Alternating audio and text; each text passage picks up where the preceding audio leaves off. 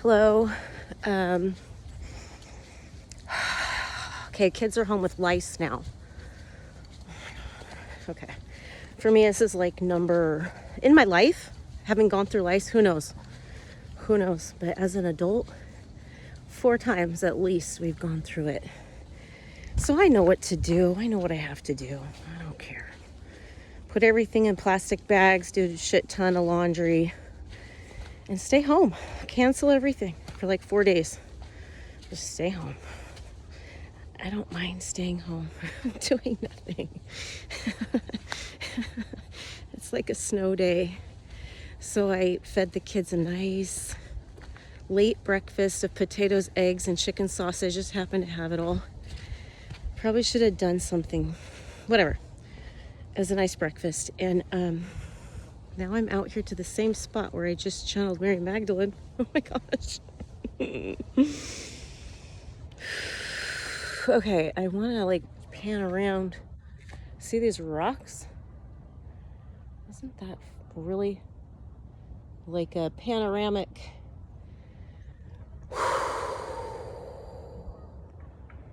Wow. Abundance. I just stepped outside my door and went for a walk for like 7 minutes. I'm here. I don't know how far it is. Well, yeah, I was gonna do my walking tracker, but anyway,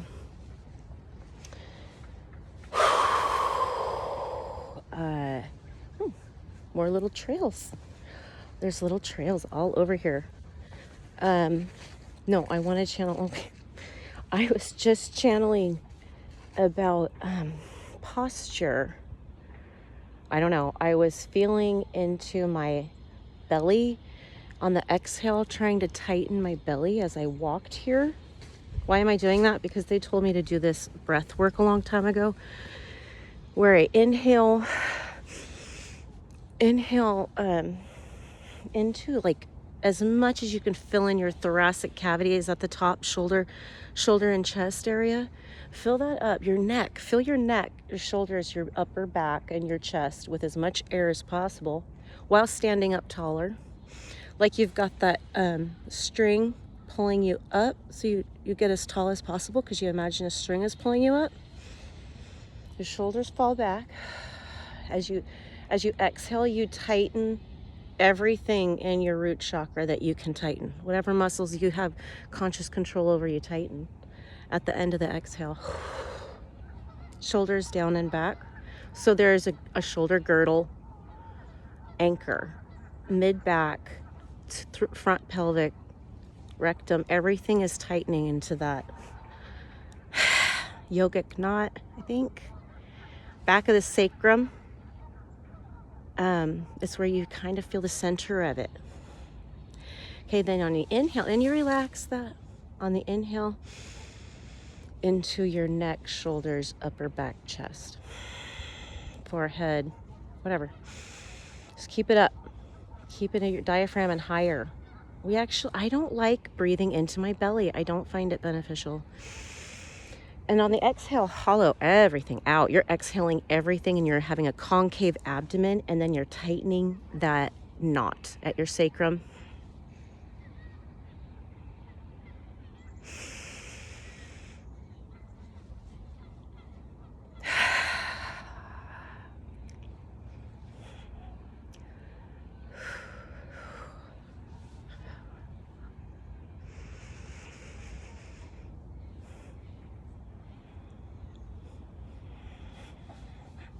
Posture.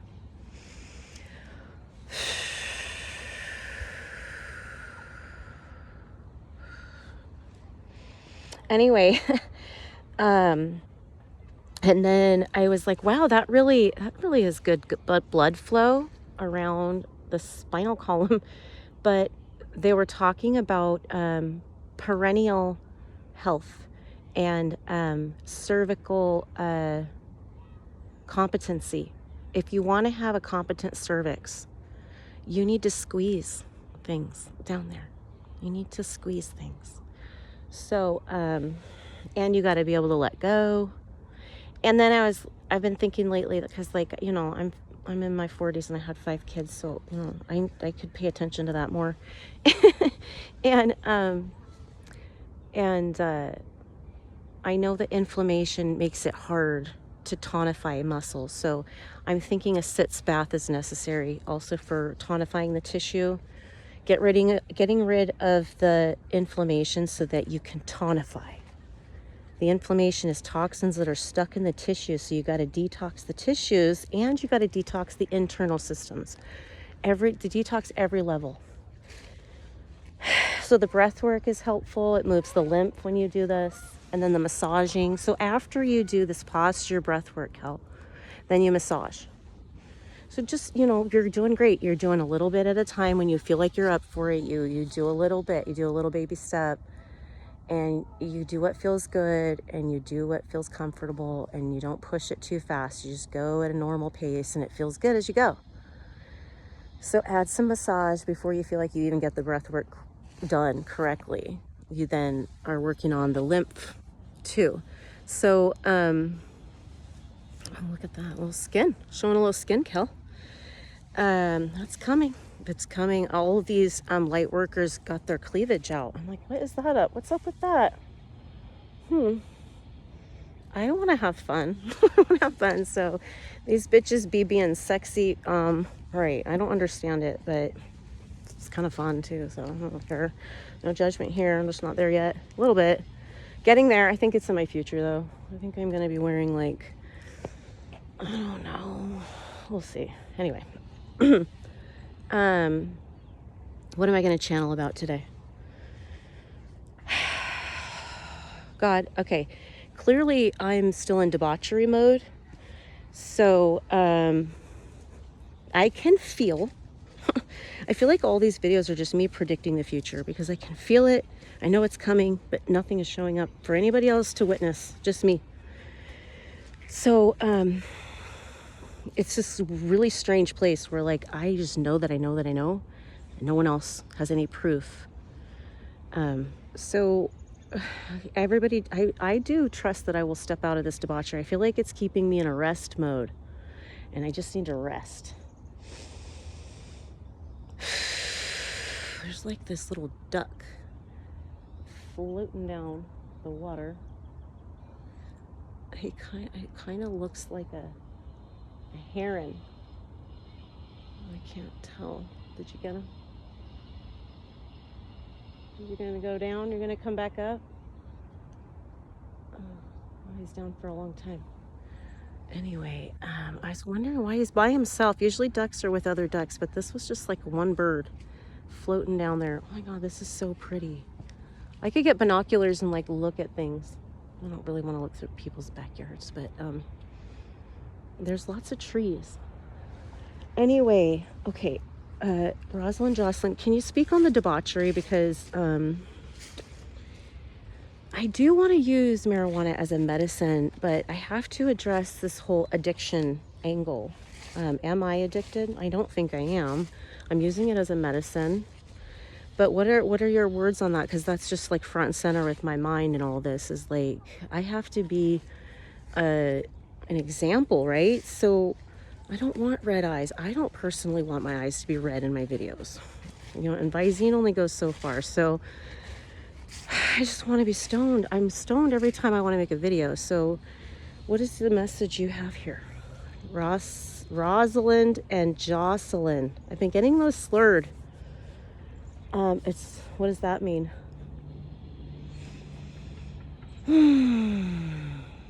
I keep forgetting to bring water. That doesn't help. Dear Kelly. Wow. Well, you know what, Kel? The debauchery is fine for you where you are right now because you do need to slow down. You don't understand how much you've built up in your vortex. Your vortex that you've built up to manifest is like bursting at the seams with abundance. And the only thing holding it all back is these bad habits that you have. Well, would we even call it bad habits? The comfort measures that you're using that have toxins in them. That's the only thing keeping you back. So really, you're going to have to learn how to open and close the valve. Okay, you learned how to generate the energy, and now you're going to learn how to open and close the valve. So before we bring in money, we want you to budget. We do. We are waiting for you to set a budget so that you know what you have and you know where it goes and you know where you fuck up. It's okay to still fuck up with a budget. You can just fuck up and go, okay, I fucked up, and I have not been able to look at that for years, ever. I didn't want to look at my inability to manage the resources that I have because I never felt like I had enough, so I didn't want to manage it.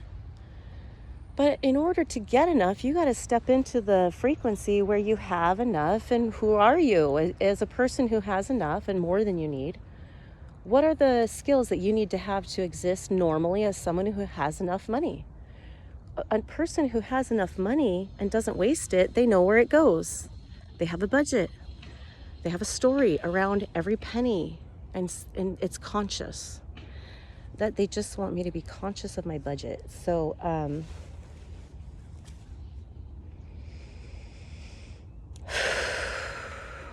when I do the steps of making a budget, whatever that looks like, I keep saying I'm going to sign up for a community college class, but then I think that might not happen till like March. That's too long. So whatever, maybe an app is more realistic, an app on my phone. So I'm putting it off because of these little hesitations I'm having about all of it. But I'm talking about it with my friends. I'm looking for accountability, and I know it's coming. So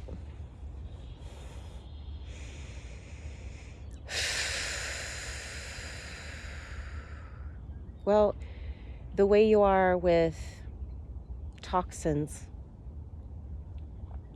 it's all symbolic. Toxins are the same thing as the veils. You're allowing the veils still. When you allow the toxins, it's symbolic of allowing the veils in general.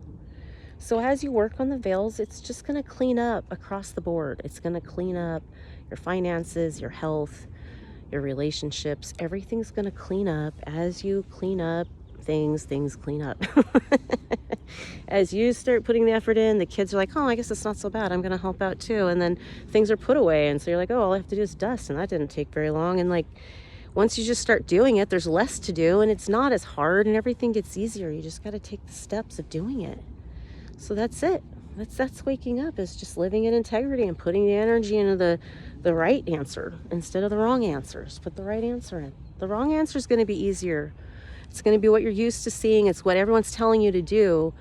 But if it's keeping you karmic because you're going against a natural law of some kind doing it, whether it's your own biological needs or your responsibilities or what we owe as humans to the earth that we receive from, if you're not concerned about Mother Earth's cleanliness, then you're not holding gratitude for where your food comes from, because your food comes from the earth. And just because you bought your food from a grocery store and you used plastic the whole time you were there, it doesn't mean that you're not contributing to the landfills. You are.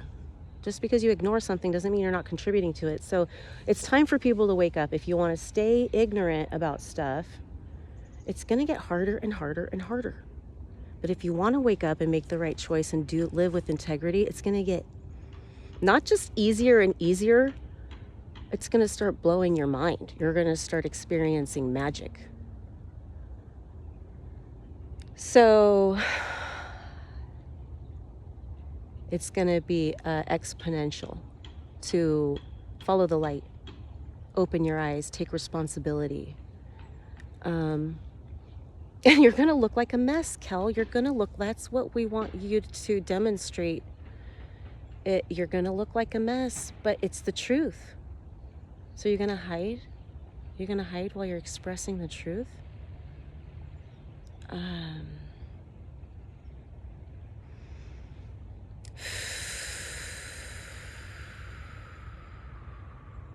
Watching the water out here, and like, it's interesting. There's like a little whirlpool that happened right there, and I don't know why. I wonder what's going on.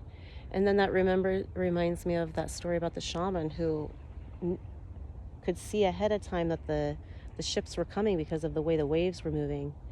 And observation, being still, observing. This is medicine. This is medicine. Unappreciated medicine, but so powerful. Free. Slow down. Close your eyes. Okay? Hell.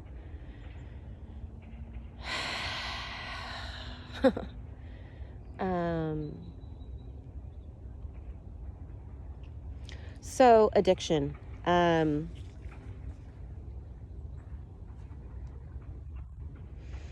Well, to label and to measure things with the concept of addiction is to look at something from the outside, measuring the behavior. Blessings on the water. Side note, blessings on the water. We don't want you to measure anything from the external, because it's all a facade. What's going on in the external is actually residual from the past. We want you to focus on your now moment, so that that's where your power is, in your now moment. What is it? You might have healed something from yesterday. So don't look at yesterday and go, what do I still need to fix? You've got to just look at your now moment and go, God, what do you want me to work on right now? And it's going to take you on an inner journey of whatever is underneath that addiction, whatever memories you're trying to hide from, that you use that addiction to run with, from the memory, running from it. Okay, the bird is now, that's the same bird. It's like flying. Can you see it? Did you get it? What was that? I don't know how far away it is. I need a different phone. Anyway,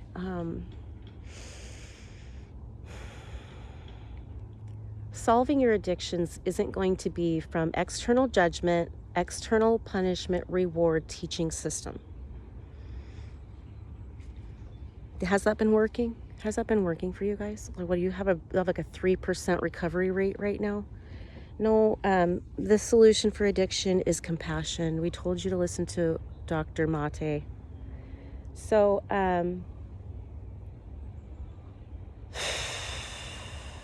compassion, Reiki. You want to solve addiction?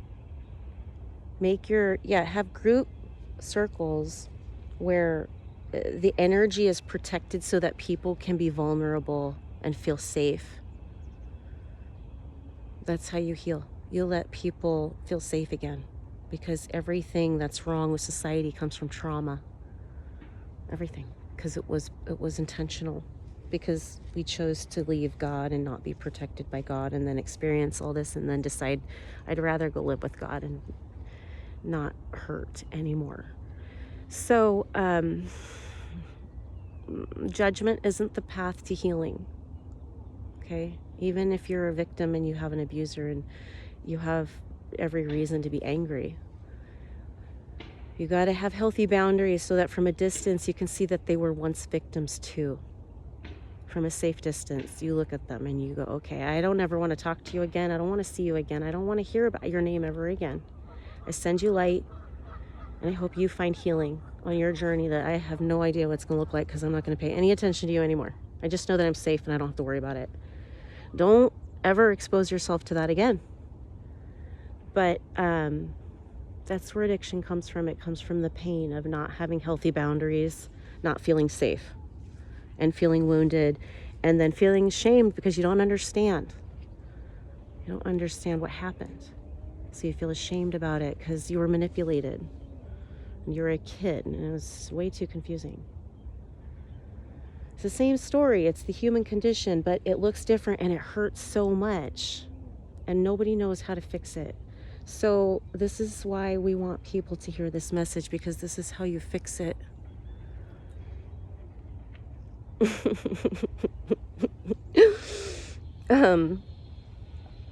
Marijuana is relaxing. It's comforting. And every time I felt guilty about it,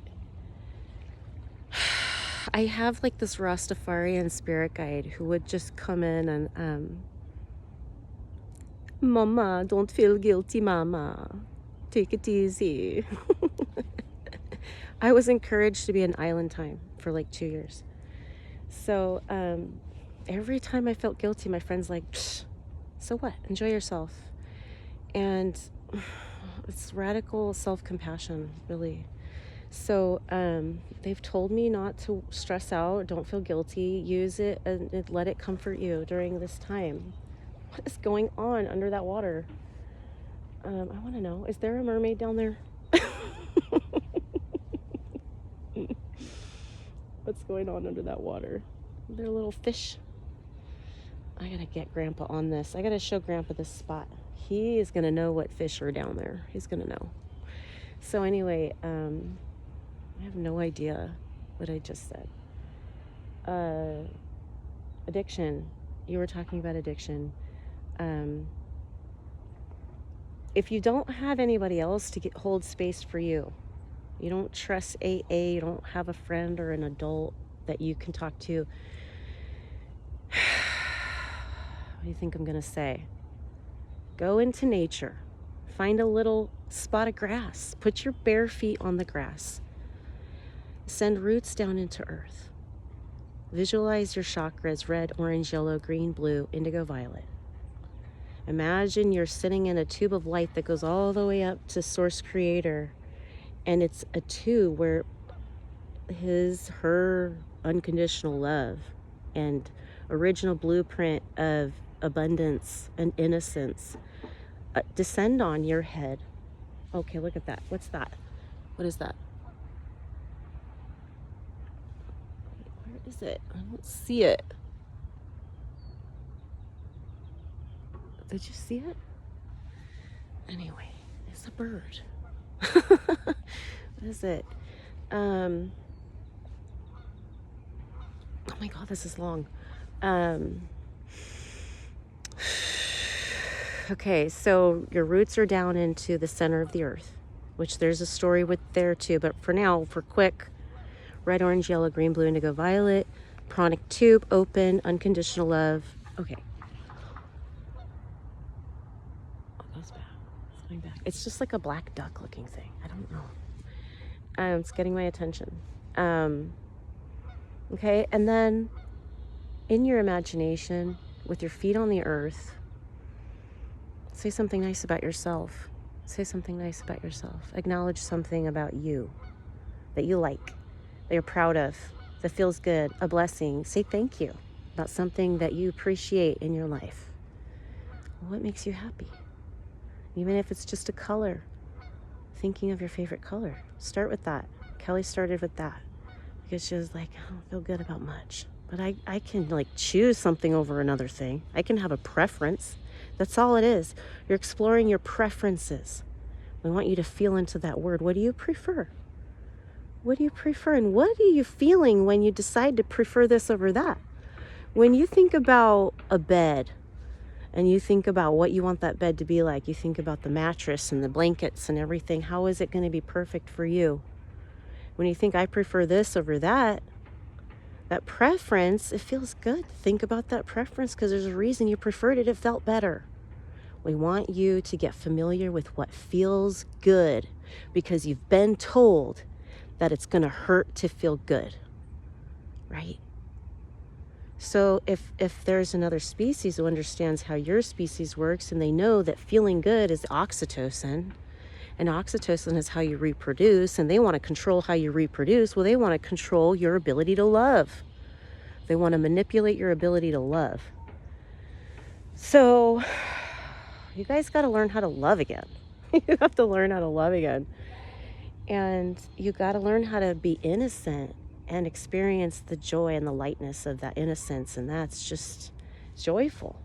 It's not joyful to be satisfied in the sense of the ego, because the ego is adrenaline and competition. And yes, there is fun in that. There's fun in competition. But if you don't have a balance with your oxytocin release, with your adrenaline release, if you don't have a balance in that, it's going to turn into a nightmare. Okay, that's the bottom line. That's the science underneath everything Kelly says.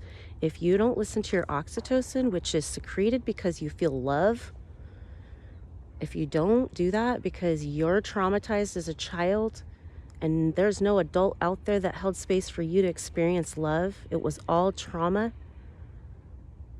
Kelly, she just can't be quiet about that anymore. No, it's not okay to be quiet about that anymore. And she's got a lot of shit going on. She's got a lot going on. But it's okay. She's got a small reach of 57 subscribers on YouTube, and we'll see what she can do with that. So if you have trauma and you don't have a community, start with